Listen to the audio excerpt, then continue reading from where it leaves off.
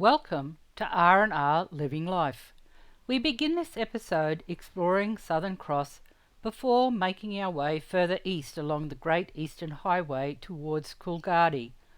Just as we were about to turn onto the highway, two 8-metre trucks came past. Thankfully, we were not following them today as they were heading east.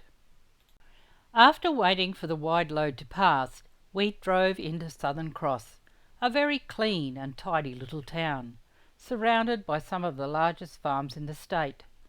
The town stands at the western gateway to the world's largest and healthiest temperate woodlands, the Great Western Woodlands, a 160,000 square kilometre temperate woodland that has great significance to the world's ecology, on a par with Africa's Serengeti and South America's Amazon. Southern Cross is a historic gold mining town on the eastern edge of the Western Australian wheat belt, most notably the last town on the wheat belt and the first town on the eastern goldfields. Reputedly named after the famous constellation that Thomas Risley and Mick Toomey claim to have led to their discovery of gold, which further led to the settlement of the area. In 1887, Southern Cross was the first major gold discovery in the eastern goldfields at the end of the railway line until it pushed on to Coolgardie. Driving down the wide main street reminded me of the streets needed for camel trains and bullock wagons to turn around in, and have since learnt that that is the very reason that they are so wide, as the early settlers relied on horse and camel trains to transport goods. Today, all the streets and the salt lake of the town are named after stars or constellations.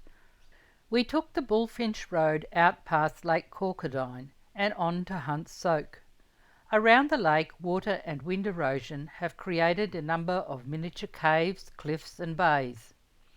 On the Bullfinch Road just north of the lake, we could identify the quarry site, used to supply foundations for a proposed air training school, but the school never eventuated.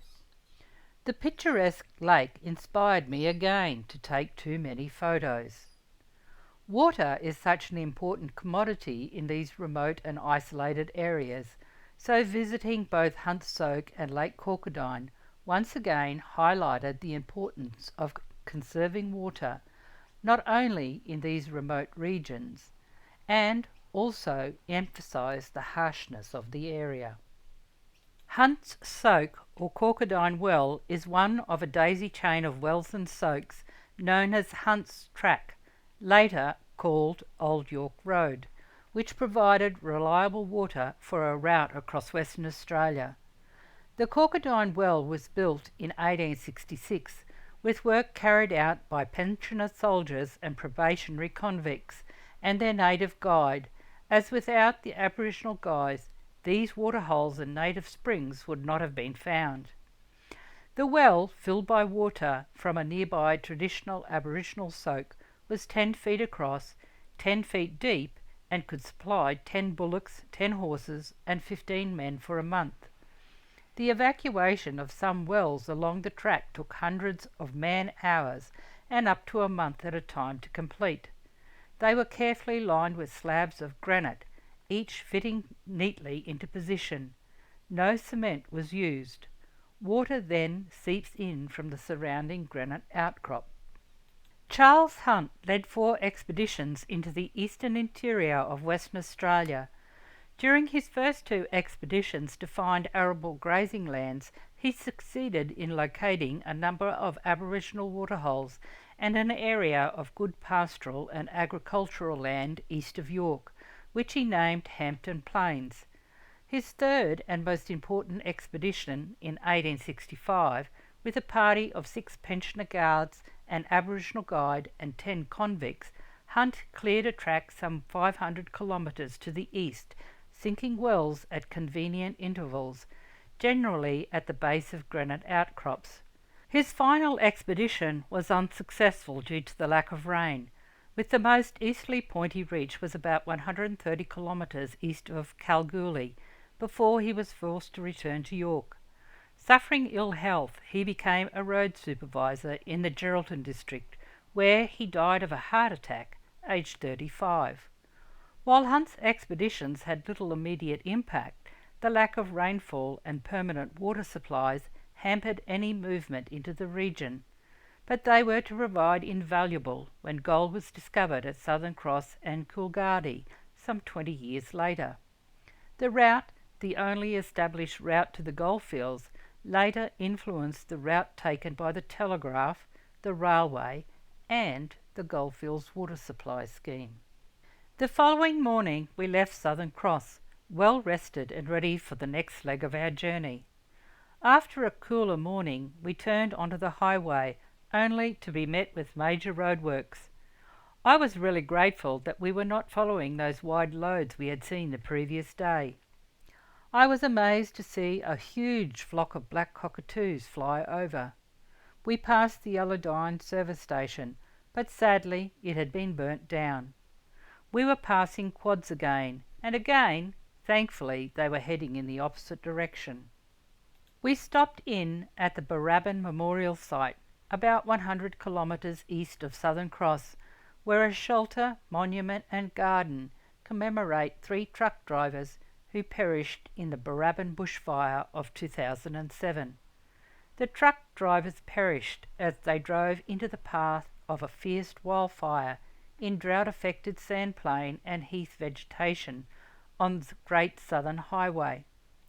During the morning of the 30th of December 2007, a strong northerly wind change caused breakaways from the containment lines, and the fire, burning in tongues, crossed the highway from north to south. Roadblocks were established.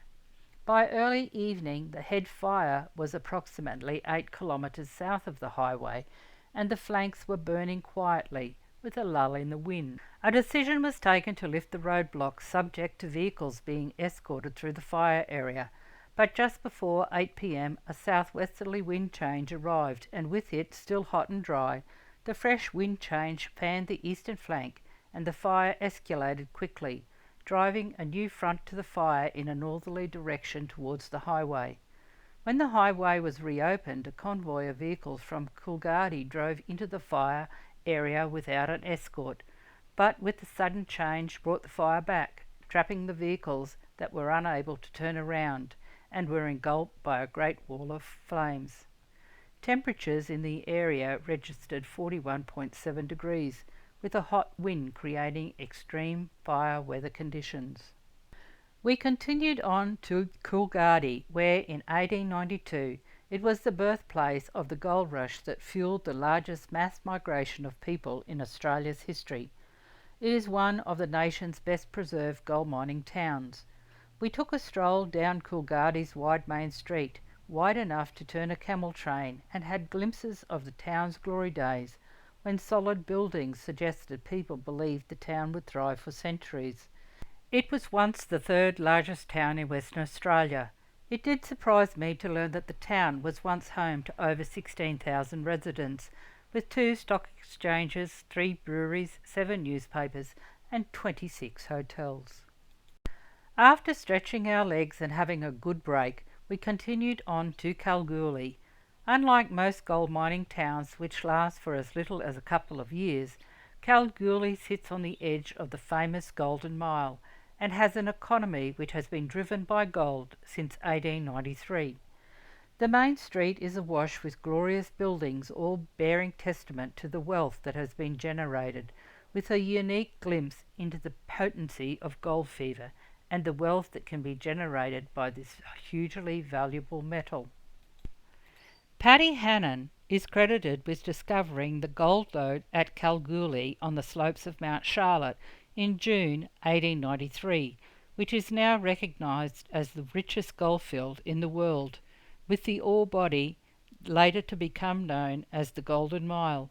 Today, over 155 years later, that find is still one of the world's biggest producers of gold. We drove out to a lookout over a huge hole in the ground, which, when it is completed, will be 3.8 kilometres long, 1.35 kilometres wide, and 500 metres deep. It was originally known as the Golden Mile, but then became known the Fimiston Open Pit, and eventually became known simply as the Super Pit. Where small operations had once controlled the famous Golden Mile, Western Australian businessman Alan Bond started buying up the individual leases, which were in separate hands for nearly a century, to create one big company and one big pit, from which gold could be extracted at far less cost. Ore recovery rates had fallen so low and underground mining had become so expensive that open cut mining appeared the only way forward. Bond's company failed to complete the takeover, but in 1989 the entire area was combined. Kalgoorlie Consolidated Gold Mines Proprietary Limited was formed to manage the assets and operations of joint venture partners. For the first time, all leases and infrastructure of the Golden Mile, Mount Charlotte and Mount Percy to the north had been brought together, resulting in the mines to be far more economical.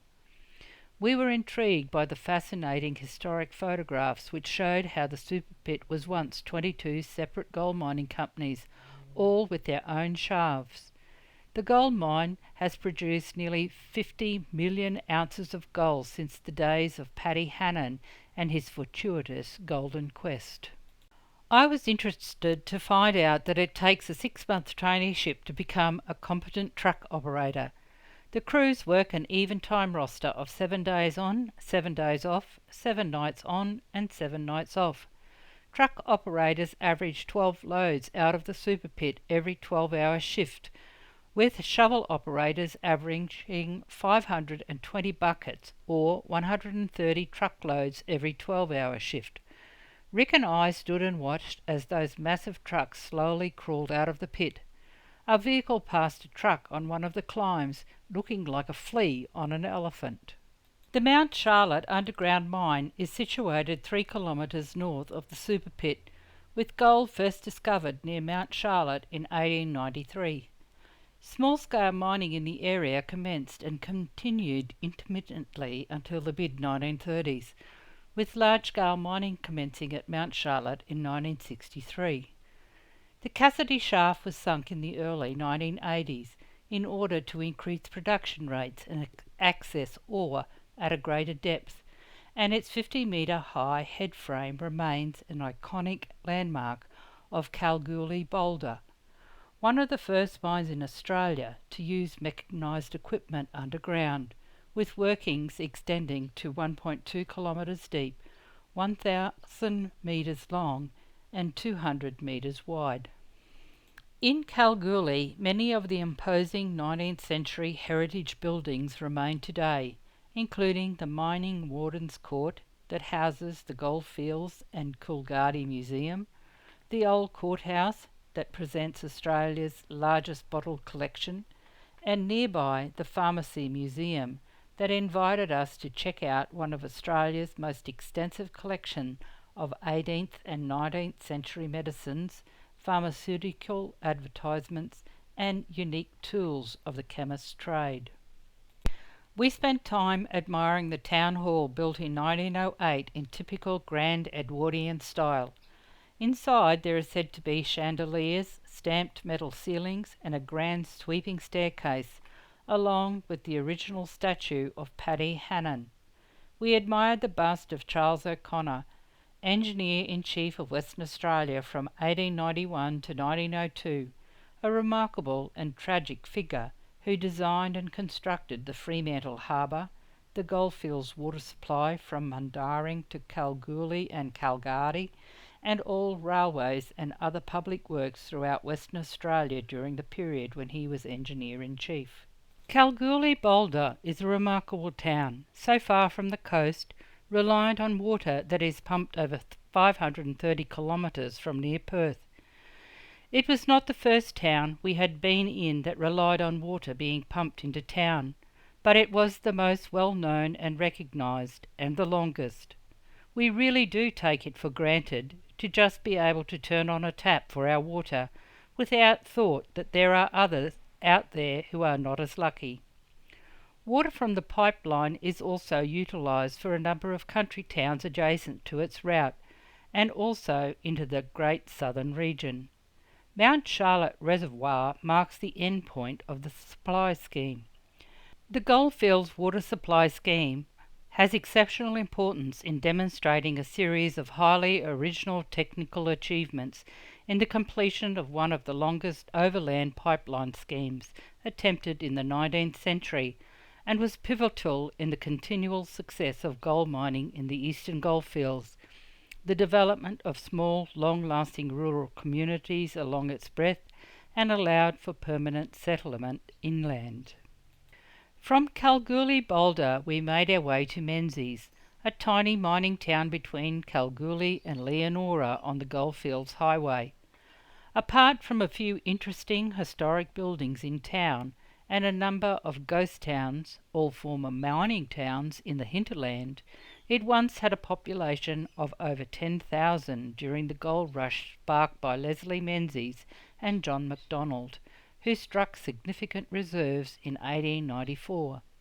The town, in its heyday, boasted many hotels and breweries, as well as a 40-bed hospital. It is claimed that the town's name honours the Canadian gold prospector Leslie Menzies, who, in 1894, found gold in the area and started the rush which resulted in the creation of the town. The town hall was erected in 1896 and extended in 1900. The style of architecture has been described as rural Italian. Certainly it is a very handsome building and a symbol of the prosperity of the town at the time. For almost 100 years the magnificent town hall had a blank-faced clock tower, as it is believed the ship transporting the clock from England sunk en route in 1905. A replacement clock was eventually installed in 2000. At its peak, Menzies had 13 hotels along Shenton Street. The Lady Shenton Hotel, named after the hugely lucrative Lady Shenton mine, opened in 1896 and was successful for the next decade, though closed in 1910. The Lady Shenton currently contains the Visitor Information Centre. We will leave you for this episode enjoying the metal sculptures found throughout Menzies. We were getting further from the coast and enjoying the isolation and remoteness. Join us next time as we visit the remarkable Inside Australia display of 51 unique sculptures at Lake Ballard, before continuing on to Leonora and Laverton. On a lighter note, I hope you have enjoyed this episode. Give us a thumbs up if you have. Take care and stay safe. Cheers for now. Rick and Rosemary. R&R, living life.